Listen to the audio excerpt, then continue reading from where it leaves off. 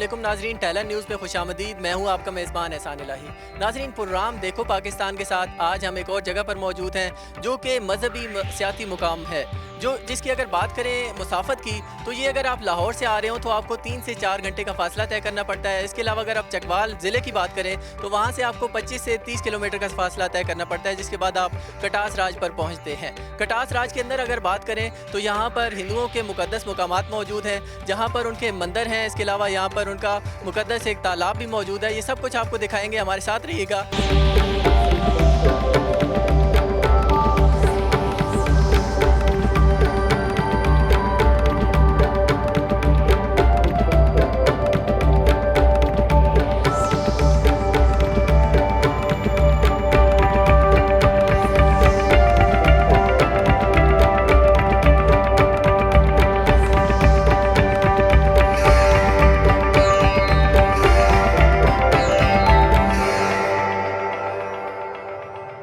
नाज़रीन, इस वक्त हम कटास राज मंदिर के अंदर दाखिल हो चुके हैं। हमारे साथ अली अवैस साहब मौजूद हैं जो हमें तमाम इस मंदिर के हवाले से हमें गाइड करेंगे। अस्सलाम वालेकुम जी। जी वालेकुम अस्सलाम। अच्छा, हमें थोड़ा सा गाइड कीजिएगा, हमें थोड़ा सा बताइएगा इसकी हिस्ट्री के हवाले से, ये कटास राज की हिस्ट्री के हवाले से।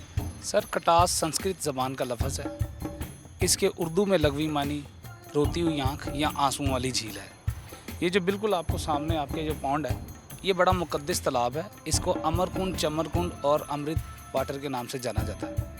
इसकी हिस्ट्री जो है वो तकरीबन 2300 साल पुरानी है।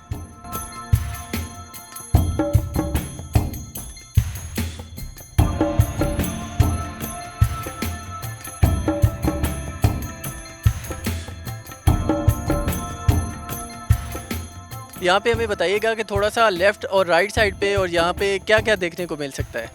जी बिल्कुल, आप देखें कि राइट साइड पे एक रिसेप्शन ऑफिस है और ऊपर जब यात्री जाते हैं साल में 2 दफ़ा, तो उनके लिए गवर्नमेंट ऑफ पाकिस्तान की तरफ से ठहरने की प्लेस बनाई जा रही है। और बिल्कुल थोड़ा सा इसके ऑपोजिट देखें तो उस पहाड़ के अंदर आपको केव्स नज़र आएंगी, जो एक टाइम पर कहा जाता है कि यहाँ पे लोग जो थे वो रहा करते थे। पांडव थे 5, उनकी रिहाइश गाह थी। और लेफ़्ट साइड पे आपको तमाम मंदिर ही मंदिर नज़र आएंगे। सबसे ऊपर सबसे टॉप पर सतगड़ा मंदिर, उसके बाद हनुमान मंदिर, फिर रामचंद्र मंदिर और सिख पीरियड की बनाई हुई हवेली, जिसको हरि सिंह नलवा की हवेली के नाम से जाना जाता है, वो मिलेगी।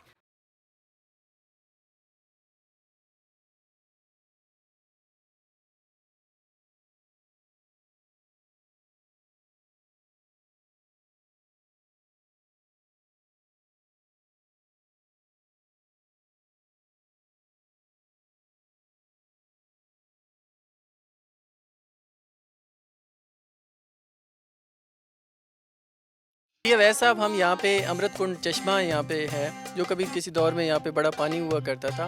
इस चश्मे के हवाले से हमें थोड़ा सा बताइएगा। सर ये हिंदू मिथ के हिसाब से उनके मुताबिक ये उनके शिव भगवान की आंख के आंसू का कतरा है। जैसे मैंने आपको बताया कि जो कटास लफ्ज़ है ये संस्कृत ज़बान का लफ्ज़ है। इसके उर्दू में लगवी मानी रोती हुई आंख या आंसुओं वाली झील है। हिंदू धर्म ये कहता है कि जब उनकी बीवी, शिव भगवान की बीवी, इस दुनिया से चली जाती हैं यानी मर जाती हैं, तो वो उनके गम में रोते हैं। उनकी आंख से आंसुओं की लड़ी जारी होती है। लड़ी से 2 कतरे ज़मीन पर गिरे। पहला कतरा इंडिया अजमेर शरीफ में गिरा, उस जगह को पुष्कराज के नाम से। और दूसरा ये तालाब, ये आपके सामने जिस वक्त ड्राई हो चुका है, ये मार्ज़ वजूद में है। ये उनके लिए बड़ा मुक़द्दस और बड़ा पाक पानी है। अच्छा, हमें ये बताइएगा कि इस तालाब की गहराई कितनी हो सकती है? सर ये अप्रॉक्सीमेटली 30 से 40 फीट का तक तालाब होता है। और अच्छा, इसके अलावा इसका पानी कहाँ से आता होगा? ये जो इतना इसके अंदर आप बता रहे हैं कि यहाँ पे 30 फुट तक पानी खड़ा होता था, तो ये पानी कहाँ से आता था? ये कुदरती चश्मों का पानी था। ये बिल्कुल आप सामने देखें अगर, तो आपको इस तालाब के सेंटर में छोटे छोटे सुराख नज़र आएंगे।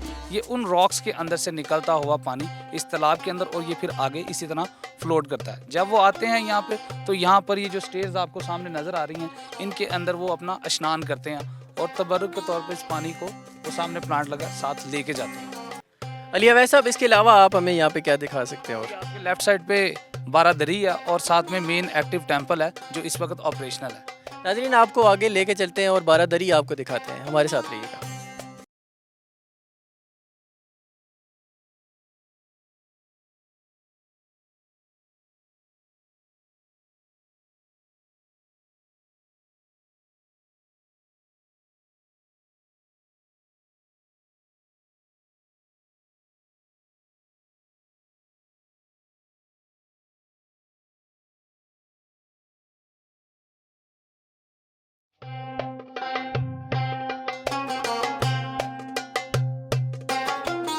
नाज़रीन, इस वक्त हम बारादरी, जिसको हवन कुंड भी कहते हैं, वहाँ पर मौजूद हैं। हमारे साथ अली अवैस साहब मौजूद हैं। उनसे इस बारादरी के हवाले से जानते हैं। इसको बारादरी और हवन कुंड के नाम से कॉल किया जाता है। हवन कुंड का मतलब ये है कि वो अपने मुख्तलिफ इंग्रेडिएंट के साथ यहाँ पर आगे आग जलाते हैं, सामने फ्रूट्स रख के, और अपनी मुकद्दस किताब जिसे गीता कहते हैं उसको पढ़ते हैं। इसका एक नाम, इसको आप कह लें कि यज्ञ भी के नाम से कॉल किया जाता है। नाज़रीन, हम अंदर भी साथ साथ चलते हैं, आपको अंदर से भी दिखाते हैं कि ये बारादरी अंदर से कैसी थी, और ये जिसको हवन कुंड भी कहते हैं, ये अंदर से कैसी थी।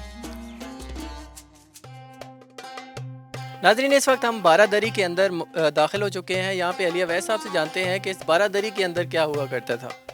जी, जिस तरह पहले अर्ज़ किया मैंने कि यहाँ सेंटर में बिल्कुल इन द मिड यहाँ पर आग जलाई जाती है, जिसमें चंदन की, संदल की और दूसरी लकड़ी इस्तेमाल की जाती है। देसी घी के साथ इसे जलाया जाता है, साथ फ्रूट्स और अपनी मुकद्दस किताब गीता। जैसे हम कुरान मजीद की आयत को आयत कहते हैं, ये लोग गीता को गीता की श्लोक कहते हैं गीता के, और सूरा को ये अध्याय के नाम से कॉल करते हैं। यहाँ बैठकर उनका मकसद ये होता है कि ये पढ़ते यहाँ पे हैं, और ताकि इन पे सारा साल या सारी ज़िंदगी बरकतें और रहमतें नाजिल होती रहे। अच्छा नाज़रीन, आपको बाहर भी लेके चलते हैं। यहाँ पे एक खूबसूरत मंजर है। यहाँ पर आपको दिखाते हैं कि बारादरी के अंदर से जो हमें मनाजिर दिखाई देते हैं, वहाँ पे अली अवैस साहब से पूछते हैं कि ये सामने जो हमें बिल्डिंग नज़र आ रही है, ये किस चीज़ के हवाले से है। कि ये सामने जो बिल्कुल आपको नज़र आ रही है, ये रामचंद्र मंदिर है। इसके सबसे पहले पोर्शन में 7 कमरे, उसके ऊपर वाले जगह पर झरोके बने हुए हैं व्यू देखने के लिए, और सबसे ऊपर जो डोम है उसमें राम जी का मंदिर हुआ करता था। तो यहाँ पे रिहाइश भी थी उस दौर में। जी, अब जारी बात है कि जो 7 कमरे थे वो रिहायशी ईसाई।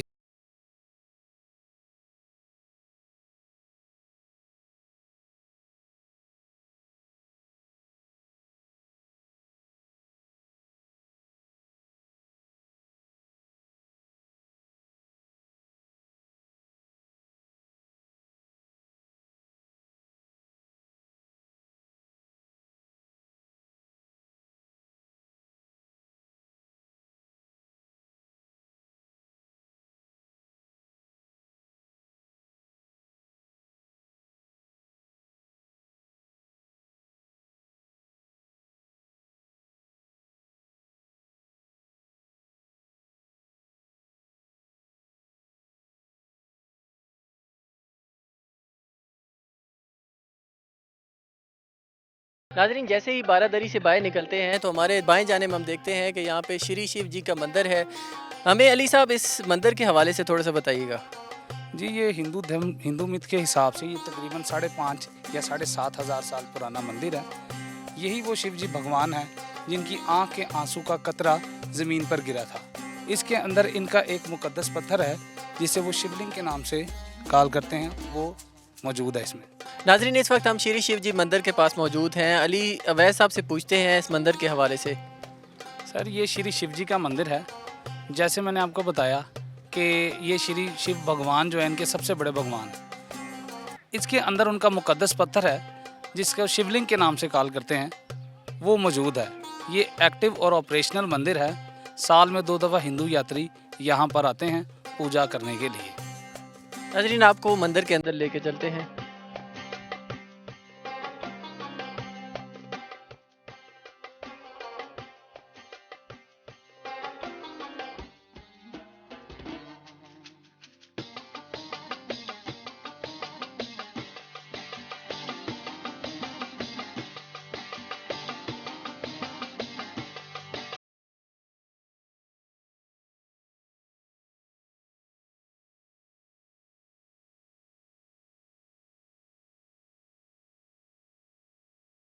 तो यहाँ पे अंदर दाखिल होने से पहले यहाँ पे आपको बाहर जूते उतार के जाने पड़ते हैं। तो अभी हम श्री शिव जी मंदिर के अंदर दाखिल होने वाले हैं।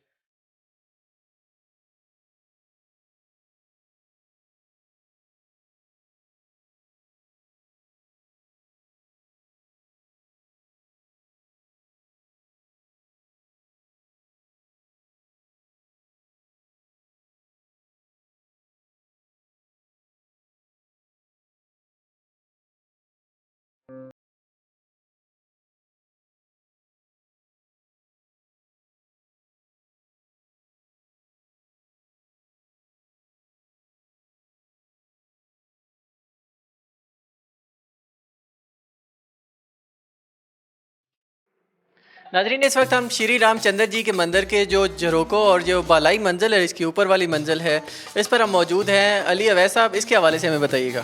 सर, ये जो आप ऊपर छत देख रहे हैं ये रेनोवेटेड है, और ये जो आपके बिल्कुल सामने है ये दो पेंटिंग्स जो हैं ये ओल्ड हैं। यहाँ से व्यू अच्छा नज़र आता है, इसलिए ये इसको झरोकों वाली मंजिल के नाम से जाना जाता है।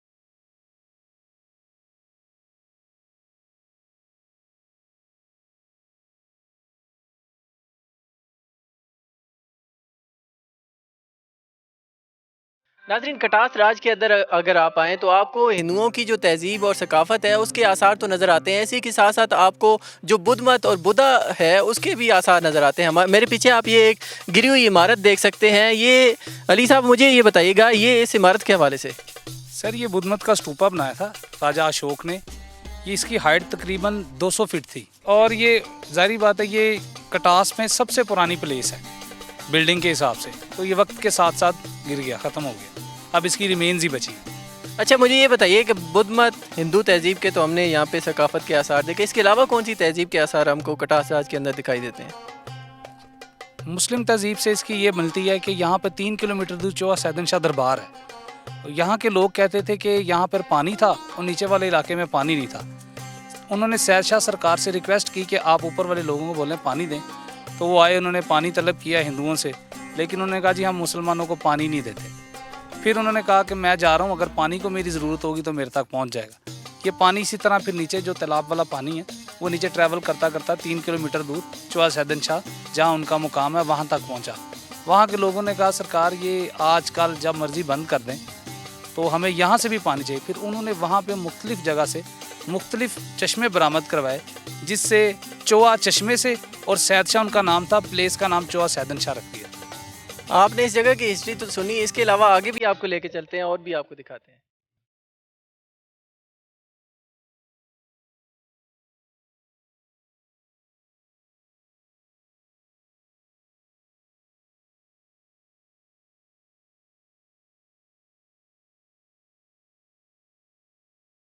अच्छा अली भाई, ये जो हमारे सामने ये जो इमारत नज़र आती है, इसके हवाले से हमें थोड़ा सा बताइएगा। जी, ये सतगिरा मंदिर हैं। 7 मंदिर थे जिनमें से 4 मौजूद हैं और 3 जो हैं वो वक्त के साथ साथ ख़त्म हो चुके हैं। इसके बारे में रवायत ये है कि कोहिस्तान नमक में एक जंग हुई के इलाके में, एक जंग हुई जिसको पांडवों और कौरवों की जंग कहा जाता है, और इसका नाम महाभारत जंग है।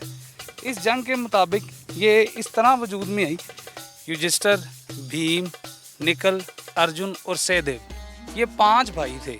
इन्होंने अपने 101 भाई, चाचाजाद भाई कौरवों, उनके सबसे बड़े भाई दुर्योधन से जुए में हार कर जब उन्हें जिला वतन किया गया, जब जिसको ये बनवास कहते हैं, उस 12 साल का बनवास था, वो टाइम पीरियड उन्होंने इस इलाके में गुजारा। ये 7 मंदिर उन्हीं के याद में तमीर करवाए गए, 1, 2, 3, और इसकी बड़े मंदिर की बैक साइड पे चौथी बिल्डिंग से 3 गिर चुके हैं, ख़त्म हो चुके हैं, और ये उन्हीं की याद में ये 7 मंदिर तमीर करवाए गए थे।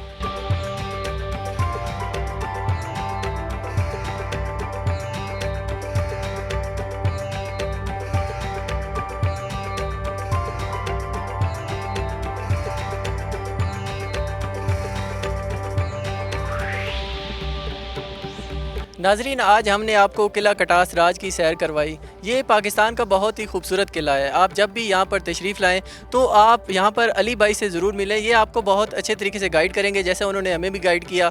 इसी के साथ देखो पाकिस्तान प्रोग्राम के साथ मुझे एहसान इलाही को इजाज़त दीजिए। अल्लाह हाफ़िज़।